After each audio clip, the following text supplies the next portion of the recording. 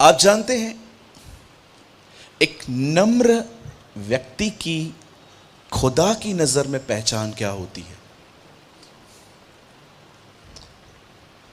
अगर मैं आपसे कहूं कि आप कैसे एक व्यक्ति को नम्रता से पहचानोगे कि ये नम्र है कि क्या है, तो मैं आपको बताना चाहता हूं, यू विल जज हिज बॉडी, यू विल जज हिज बिहेवियर।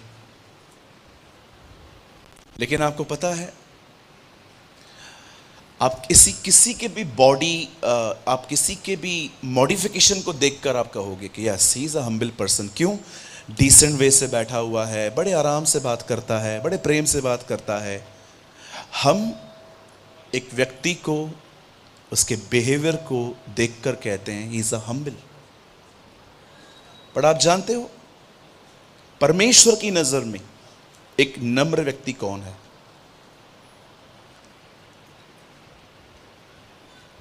जानना चाहते हैं? खुदा की नजर में एक नम्र व्यक्ति वो है जो कुछ भी करने से पहले उसकी सलाह ढूंढे। He seek his guidance. That is the most humblest person.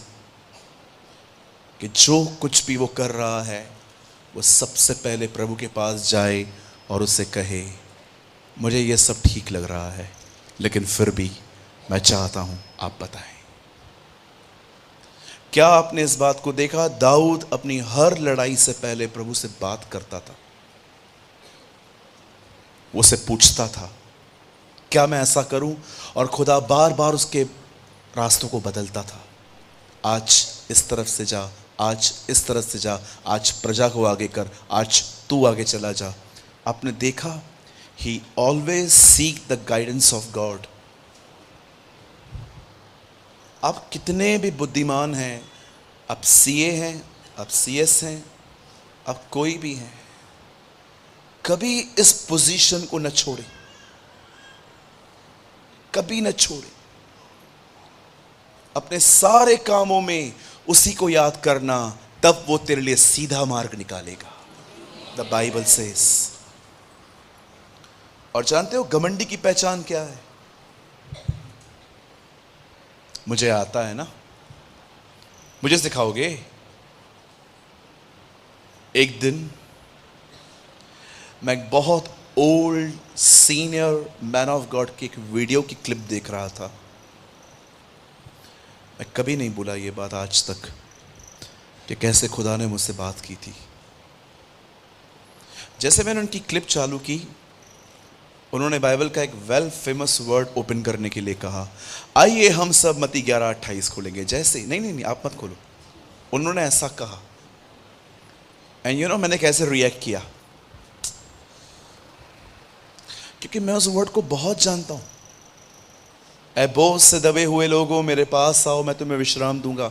और जब मैंने खुदा के कलाम के प्रति ऐसा एटीट्यूड दिखाया, मैंने प्रभु से एक बात सुनी, सूरज बार बार उन्हीं सच्चाइयों को सुनने को तुच्छ न जान। बार बार एक ही बात सुनना, इस बात को तुच्छ न जान। आप जानते हो कभी कभी हम ऑलरेडी बहुत कुछ जानते हैं और उसी विषय में कोई हमें फिर से बताए तो हम बोर होते हैं। क्या आपने इस बात को देखा? सुसमाचार एक ही व्यक्ति लिख सकता था, लेकिन क्यों खुदा ने 4 लोग यूज किए? वंशावली मत उत्पत्ति में है, इतिहास में है, मत्ती में है, लूका में है। एक ही खानदान की 4-4 बार क्यों चर्चा कर रहा है प्रभु? ये परमेश्वर के रास्ते हैं। वो चाहता है बहुत सारी सच्चाइयों को हम बार बार सुने। और जानते हो, एक नम्र व्यक्ति की पहचान ये होती है, वो परमेश्वर की अगुवाई ढूंढता है कि जो मैं कर रहा हूं। एक दिन किसी व्यक्ति ने मुझे कहा, अब ये बिजनेस करो मेरे साथ। मैं बहुत खुश हुआ कि मुझे अपॉर्चुनिटी मिल रही है, लेकिन जब मैंने परमेश्वर की सलाह ढूंढी और मैंने प्रभु से कहा, प्रभु क्या मैं ये काम करूं? आप जानते हो परमेश्वर ने मुझे क्या कहा? नो, तू नहीं कर सकता। मुझे लगता है जब पौल कहता है कि अंत के समयों में कठिन समय आएंगे, तो आपको मैं बताना चाहता हूं, न वो सताव के लिए लिखता है, न गरीबी और बीमारी के लिए लिखता है। मुझे ऐसा लगता है वो इसीलिए जान गया था कठिन समय इसलिए आएंगे क्योंकि मसीह लोग हर जगहों पे हर काम नहीं कर सकते, इसलिए कठिनाई होती है। एक भाई आए मेरे पास, उन्होंने कहा मैं बिजनेस स्टार्ट कर रहा हूं। मैंने बोला कौन सा कर रहे हो? बोला मैं लॉटरी स्टार्ट कर रहा हूं। अच्छा, मैंने कहा ये वचन में लिखा है? डिसेंट जुआ है ना, हमारे मुंबई में लॉटरी का नाम है डिसेंट जुआ। सिर्फ पत्ते नहीं होते हैं उसमें, लेके घर पे आ जाओ। क्या ये खुदा के कलाम में लिखा है? नो। ऐसी बहुत सारी चीजें हैं जो आज लोग करते हैं। They never seek the guidance of God. वे खुदा के लोगों से नहीं मिलते। क्या मैं ऐसा करूं? मैं आप में से हर एक को कहना चाहता हूं, कुछ भी करने से पहले पहले प्रभु के पास जाओ, दुआ करो, दुआ करो, दुआ करो, दुआ करो, दुआ करो। एक दिन ऐसा आएगा, आप चर्च में आओगे या आप बाइबल पढ़ोगे, Lord will speak to you. परमेश्वर आपसे बात करेगा। आपने देखा बिलाम जो एक शिक्षा है, पर सबसे पहले वो शिक्षा नहीं थी, वो एक व्यक्ति था। Have you noticed? इज़राइल आज एक देश है, लेकिन सबसे पहले वो एक व्यक्ति था। हम कहते हैं ना आज बिलाम की शिक्षाओं को मत मानो, कैसे वो अधर्म की मजदूरी के पीछे गया। पर मैं आपको बताना चाहता हूं, पहले शिक्षा बाद में बनी, पहले वो एक व्यक्ति था। बिलाम वॉज अ मैन। क्या किया था उसने? प्रभु ने उससे कहा नहीं जाना है मेरे लोगों को श्राप देने के लिए, फिर भी गया। ही इग्नोर गॉड्स वर्ड। एक परमेश्वर के महान जन ने कहा, अगर हम बाइबल के चेतावनियों को गंभीरता से लेते तो आज हमारा जीवन किसी और स्तर पर होता। मैं फिर से कहूं, शैल आई रिपीट अगेन? एक परमेश्वर के महान जन ने कहा, अगर हमने बाइबल की चेतावनियों को गंभीरता से लिया होता तो आज हमारा जीवन एक अलग स्तर पर होता। इसीलिए आज इस वर्ड को स्टार्ट करने से पहले मैं आप सबको कहना चाहता हूं, आज के वर्ड को इग्नोर न करें। Don't ignore God's word.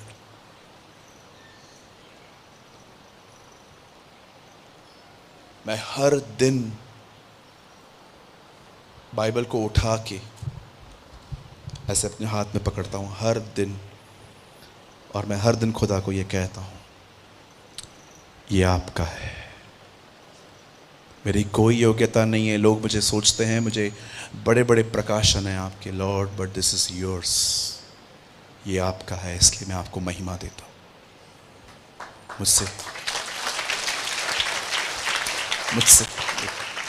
मुझसे इसके द्वारा बात कर, इसके द्वारा। इससे बाहर मुझे मत समझा, मैं नहीं समझ पाऊंगा।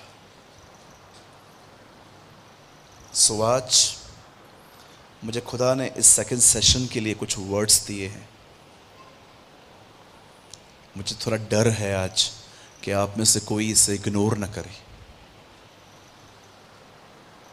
क्योंकि मैंने देखा है बहुत सारे जो लोग हैं ना, उन्हें लगता है कुछ पैसेजेस मेरे लिए हैं ही नहीं, है ना। अपना क्रूस उठाओ, यीशु के पीछे चलो, ये पास्टर्स के लिए है। आपके लिए क्या है? मांगो तो तुम्हें दिया जाएगा। ओहो, हमारा प्रभु बसम करने वाली आ गया। ये किसके लिए है? ये पास्टर सलीम खान और भाई सूरज प्रेमानी के लिए। आपके लिए क्या है? आइसक्रीम।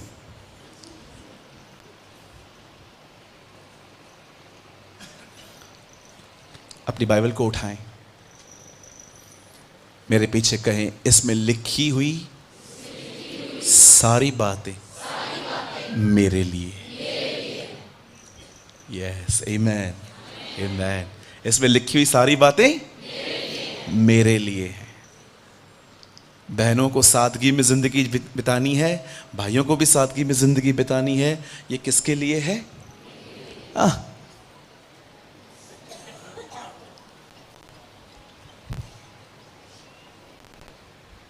बोलो यीशु मसीह की। तो आज के वर्ड को इग्नोर ना करें। चलिए स्टार्ट करें। मेरे साथ खोलिए नीति वचन की किताब और उसका 4था अध्याय। Open with me the book of proverbs chapter 4।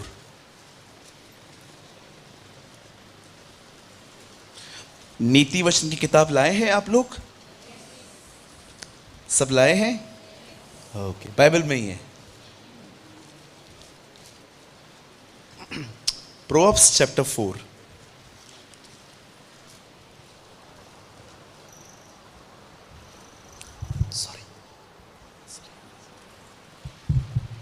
चौथा अध्याय।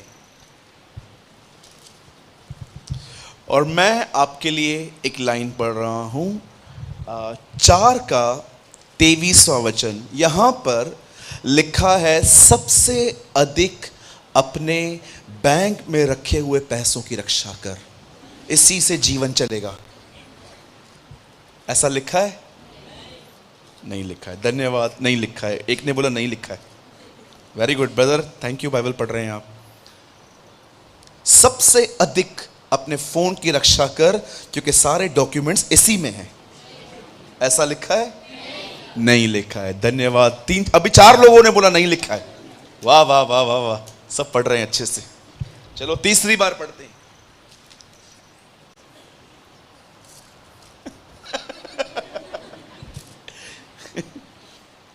सबसे अधिक अपने मन की रक्षा कर, ये लिखा है? यस, ये लिखा है। क्यों? मैं क्यों रक्षा करूं?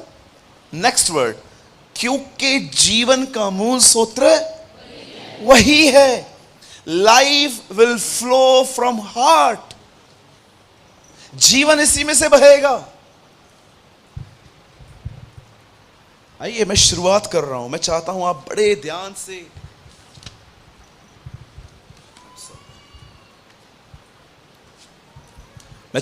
आप सब बड़े ध्यान से यहां सामने देखें। मैंने देखा है इन दिनों में विश्वासी लोग शैतान का वहां भी बिल फाड़ते हैं जहां पर उसका कुछ हाथ भी नहीं है। मैंने देखा है विश्वासी लोग शैतान के वहां पर भी बिल फाड़ते रहते हैं जहां पर उसका कोई हाथ भी नहीं है। लाइट बंद होगी, हो शैतान ने बंद की, उसको कोई काम धंधा नहीं है और आपकी लाइट्स बंद करता फिरेगा। बहनें इतनी बड़ी हील पहन के चर्च में आती हैं, चल नहीं पाती हैं, लेकिन नई हील पहन के जाऊंगी और सीढ़ी पे गिरती है और मोच लगने के बाद शैतान ने गिराया। अरे शैतान ने कैसे गिराया मेरी बहन? इतनी बड़ी हील क्यों पहनती है तू? यू नो, हर चीज का बिल आज उसके नाम पे फटता है। कुछ भी होगा ना, कुछ भी, पति पत्नी झगड़ा करेंगे, लड़ाइयां करेंगे, घर पे आर्ग्यूमेंट्स करेंगे, और जैसे पादरी साहब आएगा, पादरी साहब क्या हुआ? शैतान ने झगड़ा करवाया। शैतान ने करवाया? यू नो, कभी कभी परमेश्वर के सामने शैतान जाता होगा और उसे एक बात कहता होगा, ये क्या हो रहा है? क्यों, क्या हो गया? तूने क्रूस पे कम मारा जो ये और मार रहे हैं मुझे। क्या हुआ क्या? अरे ये देख, लाइट बंद होती है मुझे पकड़ता है, मैं लाइट वाला हूं। हर चीज का बिल उसके नाम पे फटता है आजकल। कुछ भी होगा ना, बाल सफेद होंगे, शैतान ने करवाए। अरे टेंशन तू ले रहा है, बाल तेरे सफेद हो रहे हैं, शैतान ने क्या किया तुझे? मैं ऐसा था, मुझे अगर कोई घूर के देखता था ना, मेरे को लगता था उसमें दुष्ट आत्मा है। अगर किसी बहन ने, एक बार मैं एक चर्च में था, एक बहन मुझे बड़े घूर घूर को देख रही थी और मैं पास्टर, मीटिंग पूरी हुई, मैंने उसके ऊपर हाथ रख के कहा, पिता यीशु के नाम से इसमें से निकाल। प्रभु ने कहा, कुछ है ही नहीं, क्या निकालूं? इंग्लिश में इसे कहते हैं डेविल कॉन्शियस। कुछ लोग है ना अपने जिंदगी में इतना शैतान शैतान की टीचिंग सुनते रहेंगे, बाइबल में सिर्फ शैतान शैतान शैतान पढ़ते रहेंगे, उनको हर जगह शैतान ही दिखता है। एक आदमी दरिया किनारे सोया था, शैतान आया, शैतान ने उसको जोर से लात मारी, उठ। वो उठा, उसने बोला, क्या हुआ, मारा क्यों, इधर क्यों सोया है? बोला, क्यों, क्या प्रॉब्लम है? अरे तुम बड़े खतरनाक लोग हो, उठो इधर से। अरे हुआ क्या? पलटी करेगा, पानी में गिरेगा, फिर लोग बोलेंगे मैंने गिराया, यहां से उठ। कहिए अपने पास वाले से, शैतान ऐसे ही नहीं आता, वो उनके पास आता है जो उसका वेलकम करते हैं। हाँ, वो ऐसे ही नहीं आता। बाइक पे बाइक चलाएंगे, बाइक से गिर जाएंगे, ओ शैतान ने गिराया। अरे आराम से चलाना भाई। मैंने पैसे लगाए, कुछ नहीं कमाया, शैतान ने मेरा धंधा चौपट किया। किसी से पूछा था लगाना चाहिए कि नहीं? हाँ, शैतान शैतान शैतान शैतान शैतान। एक कुछ लोग तो यीशु का नाम नहीं लेते, सारा दिन मुंह से शैतान का ही नाम लेते रहते। ब्रदर, मैं जॉब पे गई, वहां पर लोग बड़े गंदे हैं, पॉलिटिक्स करते हैं, शैतान ने मुझे फंसा दिया है। काय को उसका नाम लेने का? वो लायक है नाम लेने के? अरे नाम लेना है उसका लो जो योग्य है, वो योग्य है।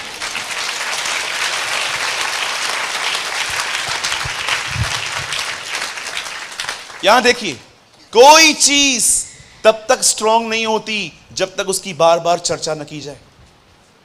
ये मैं नहीं, प्रभु के वचन में लिखी है बातें। आप मुझे बताइए, कोविड में लोग क्यों मरे थे? जितना बॉम्बे डैमेज हुआ उतना तो कोई नहीं हुआ। आप आइए, आज भी घर घर जाके पूछिए कौन गया आपका, सब बताएंगे मेरा पिता गया, मेरी मम्मी गई, मेरे भाई गए, मेरा अंकल गया, मेरी आंटी गई, मेरा बच्चा गया। ऐसा कोई घर नहीं है जिसमें मौत नहीं हुई है। हर घर में से कोई ना कोई निकला है, मेरे घर से भी निकला। आप मुझे बताइए, कोविड में लोग क्यों मरे? अभी किधर है कोविड?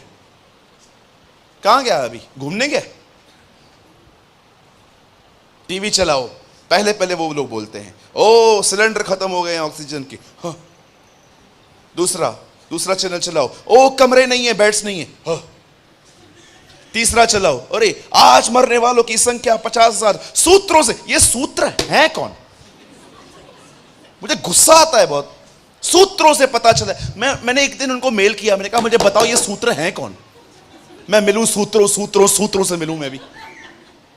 फिर चौथी न्यूज, ओ आज इतने लोग मर गए। चर्चा कर करके कोविड को इतना स्ट्रांग बना दिया गया कि लोगों को सर्दी जुकाम भी उनको कोविड बना गया।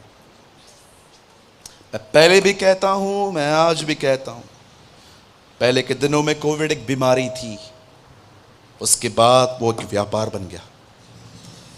Yes, it is true. किसी भी चीज की चर्चा कर करके उसे बड़ा मत बनाइए। I was in Azamgarh, UP में एक गांव है, एक जिला है जिसका नाम है आजमगढ़। उस जिले के अंदर, आजमगढ़ के अंदर एक छोटा सा गांव है जिसका नाम है सृजनपुर। वहां लाइट नहीं आती आज भी, 1 घंटा लाइट आती है, उसमें ही आपको प्रेस करने हैं, लैपटॉप मोबाइल सब चार्ज करना रहता है। वहां पर आज भी टॉयलेट्स में दरवाजे नहीं है। मैं महीनों रहा हूं वहां पर प्रीचिंग के लिए। शाम को डीजल लेके आते थे हम लोग, जनरेटर में डालते थे, खींचने वाला जनरेटर आता था ना पहले, ऐसे जोर से चालू करके मीटिंग प्रीच करते थे हम लोग वहां पर पूरे गांव के अंदर। एक दिन एक बहन आई, पतले से व्यक्ति को अपने साथ में लेकर आई। मैंने उनसे पूछा, हाँ बोलो बहन। बोला ये मेरे पति हैं। ओके, क्या प्रॉब्लम है? आप इनके लिए दुआ कर दो। मैंने बोला क्या हुआ? कुछ नहीं, बस कैंसर है। मैंने कहा कुछ नहीं, कैंसर है। और आप बिलीव कीजिए इतने रिलैक्स खड़े थे वो लोग। मैंने अंकल से भी पूछा, अंकल मैं सिंपैथी में आ गया। मैंने कहा मैं थोड़ा इनको सांत्वना दूं। मैंने उनको बोला, अंकल आप ठीक हो ना? हाँ कुछ नहीं हुआ है, प्रार्थना कर। मैं उनके एटीट्यूड को देख के अजीब फील कर रहा था। मैंने कहा इनको कैंसर है। मैंने दुआ की। मैंने शाम को देखा वो आदमी टहल रहा था गांव में, आराम से गन्ना वन्ना चूस रहा था, खा रहा था। मैं ये सोच रहा था प्रभु पता नहीं कितने दिन है ये, और वो मजे से कर रहा था। तब मैंने प्रभु से एक बात पूछी। मैंने कहा प्रभु ये इतनी बड़ी बीमारी में मजे कैसे कर रहा है? शहर वाले को बता दो, आधा तो उधर ही मर जाए। प्रभु ने कहा जानता है why so happy? Because he don't have a knowledge of cancer. उसे पता है कैंसर है, पर उसे ये नहीं पता है कैंसर कितनी डेडली है। और तुम लोग क्यों डरते हो? क्योंकि तुमने बातों को बोल बोल के उसे बड़ा बनाया है। याद रखना मेरे भाइयों मेरी बहनों, कोविड-19, कैंसर, डिप्रेशन, ये सब बड़े नहीं हैं, इसे हमने बड़ा बनाया है।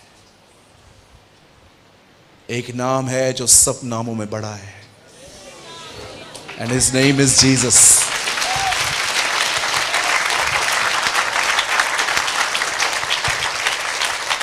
वो यीशु का नाम है। आपने दाऊद का एटीट्यूड देखा? सब लोग बोल रहे थे ओ ये गोलायत है। उसने एक बार नहीं कहा वो गोलायत है, उसने कहा ये खतना रहित फिलिस्तीनी है। He is a man without covenant, message translation में लिखा है। एक ऐसा व्यक्ति है जिसके साथ खुदा की कोई वाचा नहीं है। वो अपने दुश्मन को ऐसे दिखता था।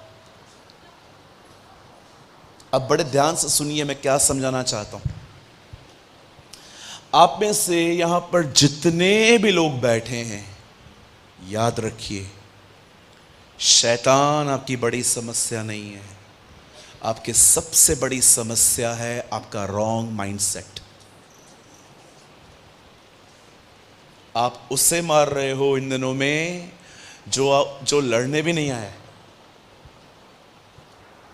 आपको पता है आप उससे मार रहे हो इन दिनों में जो लड़ने भी नहीं आया आपसे अभी तक। हमारी सबसे बड़ी प्रॉब्लम है अवर रॉन्ग माइंडसेट, जिसे हिंदी में कहते हैं एक गलत विचारधारा। कभी आपने सोचा है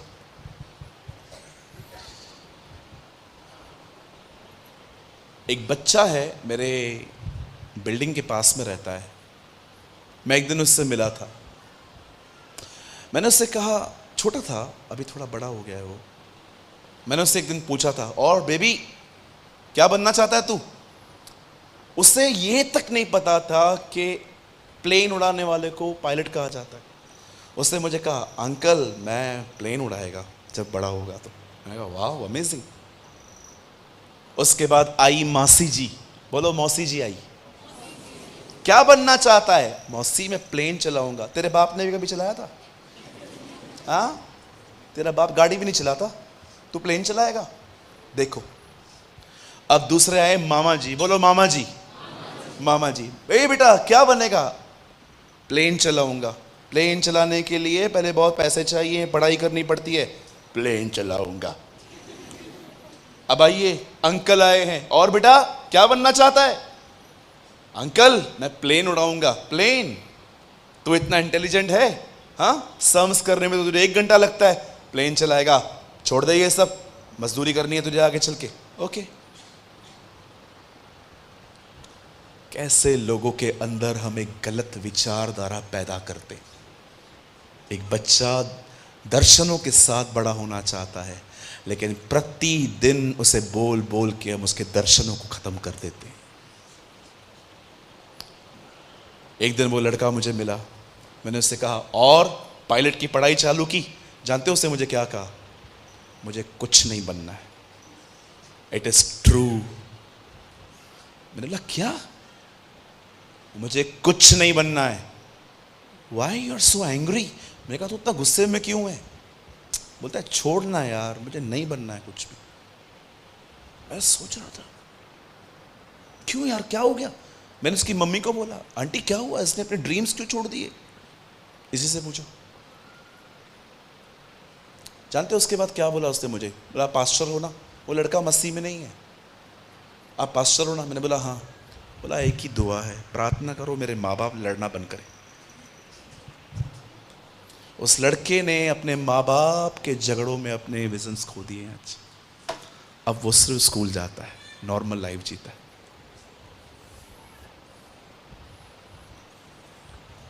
रॉन्ग माइंडसेट।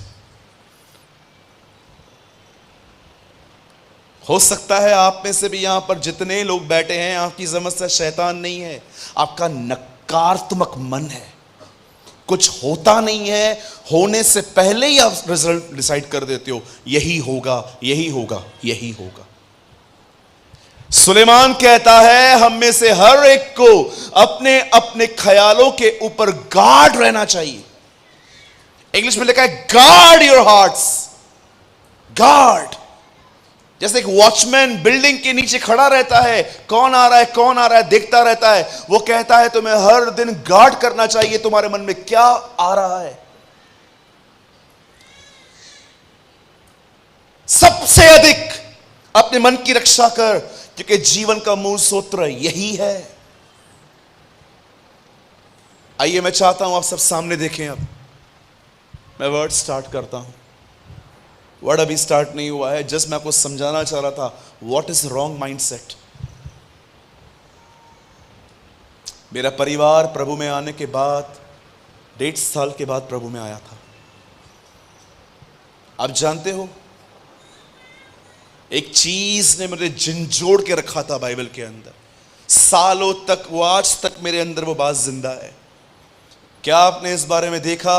परमेश्वर इब्राहिम को एक दिन कहते हैं चल बाहर और तारों को गिन, और वो कहता है इट इज इम्पॉसिबल लॉर्ड। सुन, जो तारों को गिन पाएगा वही तेरे वंश को गिन पाएगा। अब मैं आपसे एक बात पूछना चाहता हूं, जब इब्राहिम जीवित थे तो उनके पास कितने बेटे थे? लाखों कि सिर्फ एक? मात्र एक। आप जानते हो इब्राहिम ने मरते समय भी उस प्रतिज्ञा को पूरा होते नहीं देखा था। प्रभु ने उसे कहा था वो उसे लाखों संतान देंगे, लेकिन प्रभु ने उसे मात्र एक दी थी। पर क्या आप इस बात को जानते हो, उसकी प्रतिज्ञा को सत्य होते देखते हुए हमने देखा है। हमने देखा है, हमने देखा है कि आज इजराइल में जो लोग रहते हैं वो इब्राहिम के हैं। परमेश्वर ने तारों की तरह उसकी संतानों को बढ़ाया है। आप में से कितने लोग इस बात को जानते हैं इब्राहिम मर गया, पर इब्राहिम का विश्वास उसके मरने के बाद भी कार्य कर रहा था। कई बार अगर आपका परिवार आप देखते हो जो खुदा में नहीं है, वो विश्वास में नहीं है, ओ दुआ करना बंद मत करो। पता नहीं प्रभु किससे कह रहा है ये शब्द, दुआ करना बंद मत करो। अरे हो सकता है एक दिन आप चले जाओ, उसके बाद वो आ जाए। एवरीथिंग इज पॉसिबल, कुछ भी हो सकता है प्रभु के द्वारा।